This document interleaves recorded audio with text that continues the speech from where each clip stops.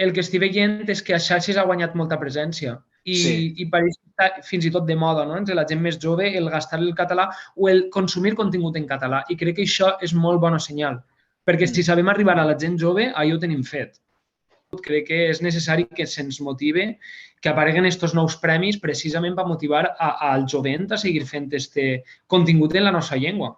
He volgut donar-li l'oportunitat a parlar en català perquè crec que hem de passar per aquest procés d'autoodi, és normal perquè és una llengua minoritzada, però una volta superes aquesta fase, crec que és molt bonic retrobar-se en la teua llengua i donar-li aquesta oportunitat. I vull dir que al final llevem-nos aquestes fronteres, este autoodi i arreando.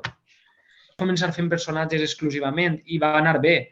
I després el suport dels meus pares, que em van dir, bé, si tu confies en aquest projecte, nosaltres anem a donar-te el suport i a partir d'ahir ja veurem.